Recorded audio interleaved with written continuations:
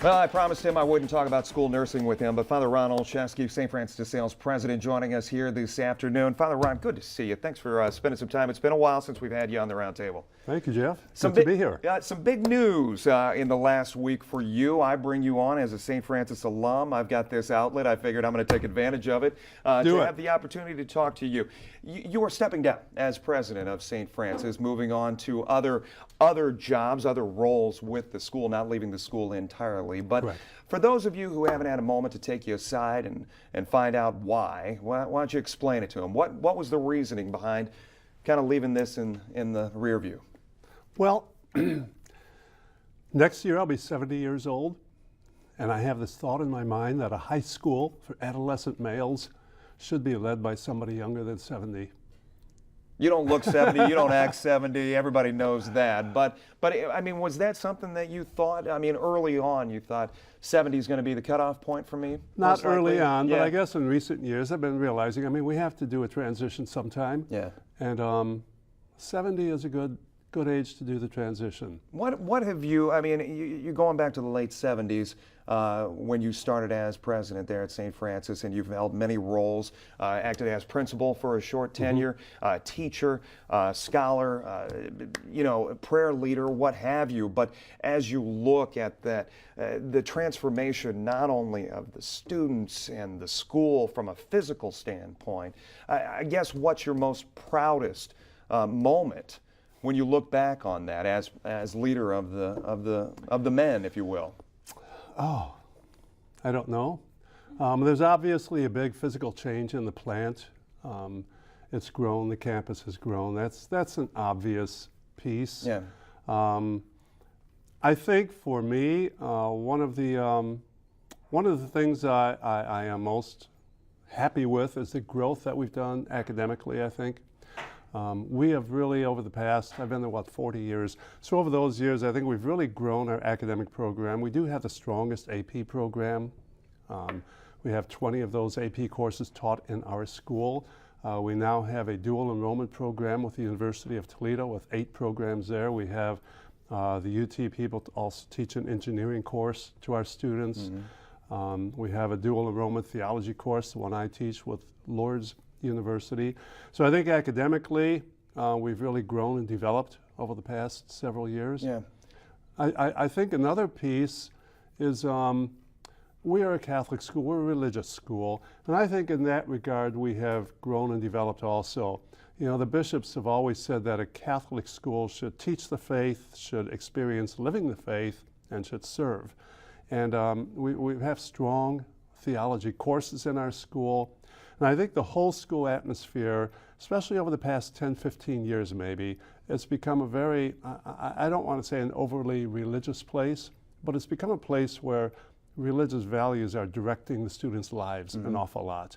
And we also, at this stage now, all of our students are involved in service, freshman, sophomore, junior, senior, service to the community on their own time, not school time. I guess that was one of the things I wanted to ask about. We were out at the Ash Wednesday services earlier this week, and obviously Mass is a big, I guess, factor in a student's tenure at St. Francis, going at least once, twice, 3 times a month sometimes. But when you look at, I guess, moving to an endowment role and trying to build the funding for the school, how much of a challenge do you see going down the road? Because obviously it has been a challenge in trying to sell the education, not the education part, but trying to sell the whole package, especially over the last 5, 6 years in the economy we've been dealing with. Correct. Yes, schools, I mean, at every level, elementary, high school, college, grad school, we outpace inflation. And that's just how it is. We have very little to outsource. We can do some things to try to cut back, but it's mostly personnel. Yeah. So that is difficult. And as tuition increases, we're over $10,000 per year now. As that happens, more and more families... Is that something you ever thought would happen? No. When I was a student at St. Francis, it was $300. Isn't that hard to believe? Yeah, yeah. And then you're over 10,000. We're over 10,000. I mean, it's hard to swallow. It is. And there are a lot of families, I mean, they have a decent income. They have Yeah. maybe $50,000, $60,000, $70,000, $80,000 a year, but they have 2, 3 children.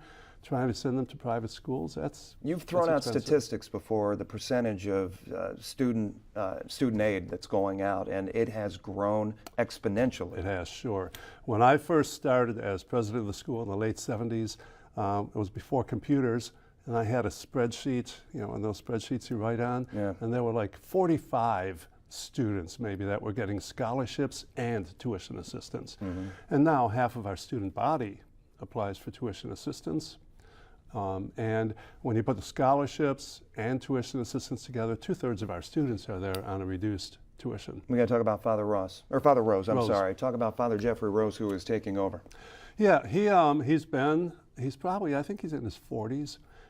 He has been up at our school in Jackson, Michigan, Lumen Christi High School, and he's been very involved up there in campus ministry. And in fact, he was the only priest in the school for the past few years. So he's a very engaging person. He relates very well with the students and the faculty staff at our school. Shares your vision as far as the mission? Yes, I do believe so. This is something new for him to come to a single-sex school and a college prep school. In Lumen Christi, it was a more comprehensive school and a co-ed school. But yes, I think he does share, he does share the vision that we have, the strategic initiatives that we have for the school, the mission statement of the school. Yes, he does. Yeah. When you go out there and try to sell the school, how much still, and I wanted to ask you this specifically, we obviously put a huge emphasis on coverage of local sports, athletics. How much still does that play into it? I always go back to my days of college. I went to Indiana University. I had people on campus who were not Bobby Knight fans, and they said there is nobody that goes to this school because of the athletics and because of Bob Knight. Well, that again and again proved untrue because they were drawn to the basketball, Right. the mystery that was Hoosiers lore. But as far as St. Francis and athletics, how much is still put on that? I think a lot locally. I mean, I thoroughly love the sports programs, the athletics at the school. I also love the musicals and all that stuff. So the activities, I think, are very important. I think locally, alumni are very conscious of our sports. When I travel, go to the East Coast, the West Coast, wherever it might be, those people in Boston, New York City, Los Angeles, San Francisco. Alumni, you're speaking. Alumni, yes. They really are not at all interested in They want to know the more sports. about the school. That's right. They want to know about the academics. How are the students doing vis-a-vis other students who graduate from high school? Where do they score on their tests? What colleges, universities do they go to? What professions are they entering and things like that. Yeah. I wanted to ask you quickly, going into Tuesday, you guys have another Night of the Vine coming up. Wanted to give you an opportunity. For people who haven't seen it, it's on the digital billboards around town. Yeah. Obviously a big event for the school. It is, yes. Mike Gibbons, who owns Main Street Ventures, and Tom McHugh. Tom is an alumnus, and he's a vice president at Heidelberg Distributing. Those two men have put on this Night of the Vine for us. This is the 7th or 8th year that we're doing it, and it has grown. Mike wanted to put on an exclusive high-end wine auction. It truly is. About 2/3 of the people who come are not St. Francis people. They're just lovers of fine wine. Yeah. And over the past years, it's raised a total of $750,000 to provide tuition assistance for our students. And that's the whole point, to provide tuition assistance for the students. You can find out more information if you go to nightofthevine.com. Yes, you it comes can. up Tuesday. Yes, you can. You will be no stranger to me, obviously, and here at 13 ABC. It's good to see you, Father. Thank you so much, and good luck on your next step. And we are proud to have you as one of our alumni. Well, I appreciate that. They haven't kicked me out of school yet. Father, good to see you. Thank you. We'll wrap things up for this Sunday right after this.